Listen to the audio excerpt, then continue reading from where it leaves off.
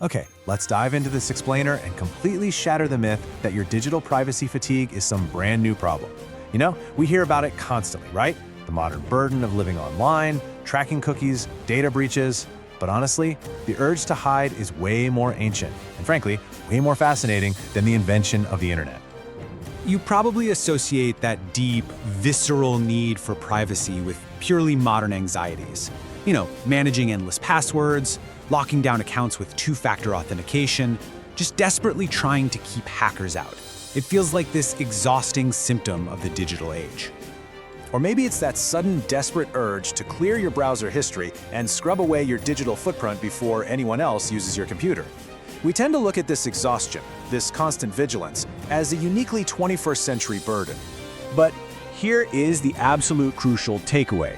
Privacy doesn't actually require physical architecture or modern technology.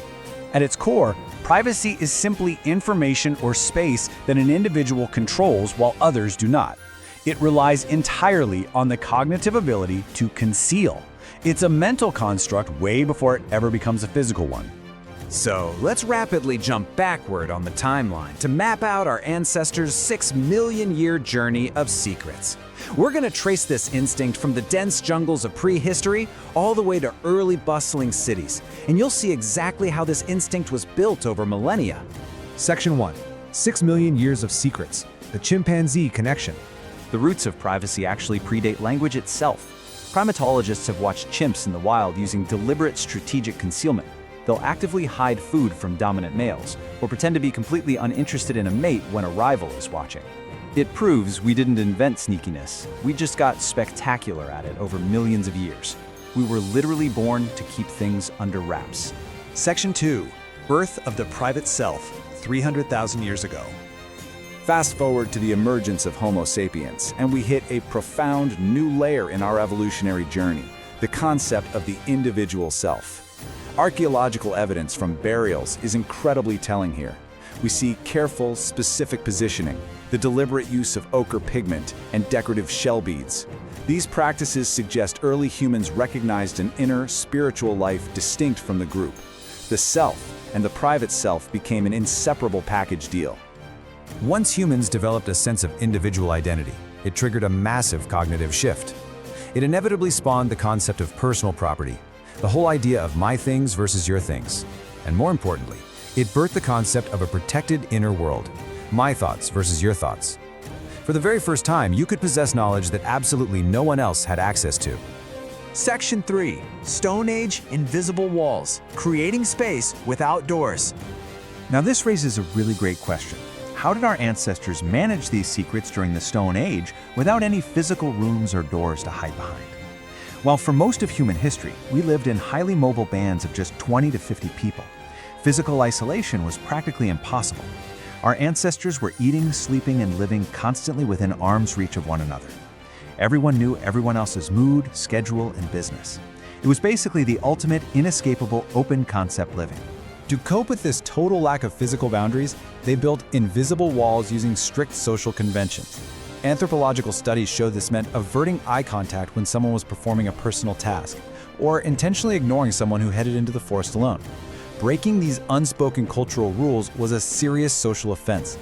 Because they lacked physical walls, privacy relied entirely on an unbreakable communal agreement to simply look away. This agreement allowed for impression management, which was a vital survival skill. It created a necessary gap between the performed self that you show the group and your actual felt self. Protecting your emotional interior and hiding weakness prevented you from being judged or, even worse, exiled. And in a tight-knit Paleolithic group facing harsh elements, exile was essentially a death sentence. One of the most enduring forms of this prehistoric privacy involved sex, which humans across almost all cultures hid under the cover of darkness or in secluded forests. Now, this wasn't just about modesty. Human reproduction was dangerously entangled with pair bonding, intense jealousy, and shifting social power. Information about who was with who was highly potent social leverage, meaning our ancestors were incredibly motivated to keep their romantic lives strictly managed and hidden. Ancient humans also left evidence of their hidden inner worlds in more tangible ways. Deeply secluded cave paintings acted like private spiritual journals, kept far away from public consumption. They also hoarded personal identity objects, like uniquely colored stones or meticulously carved shells. And keeping these items secret actually invited the very first concepts of theft, because having exclusive personal belongings inherently requires having secrets about exactly where they're stored. Section 4. Physical privacy. From roofs to written records. Around 10,000 years ago, the Neolithic Revolution changed the game by bringing permanent architecture into the mix. Look at this incredible setup from the proto-city of Çatalhöyük in modern-day Turkey. Homes were built as fierce, protected sanctuaries. They literally had no exterior doors. You had to climb a ladder to the roof and then drop in through a hole. Entering someone's intensely private domestic space required explicit, undeniable permission. Your house was truly your fortress. As civilization rapidly progressed and written language was invented around 5,000 years ago, we entered the dawn of documented secrets. Suddenly, thoughts could be stored outside the body. And almost immediately, we began writing down the exact same private anxieties, petty squabbles, and hidden desires that we feel today. Take a look at this hilariously relatable clay tablet from Mesopotamia. It's a secret, furious business grievance about terrible substandard copper ingots from 1750 BCE. It is a completely private customer service complaint navigated far outside of public view. So, the next time you send an angry private email to a massive corporation demanding a refund, just remember, some things never change. You're participating in a multi-millennial tradition of private outrage.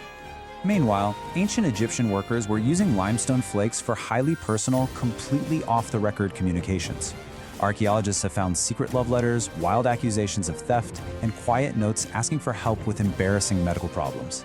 It exposes this thriving, completely hidden interior social world buzzing right beneath the surface of their official monumental society. The Grand Pyramids were public, but the limestone flakes, those were their private DMs. Section 5. A feature of being human. The evolution continues. So, what you should really take away from this explainer is that your urge to hide isn't some antisocial tech glitch or just a symptom of the modern internet era. It is a foundational, biological feature of our species. The tension between the public self and the private interior is one of the oldest human experiences there is. It connects the Paleolithic cave painter working in total darkness directly to you, diligently guarding your personalized digital playlist today. We all need a private space to simply exist without performance.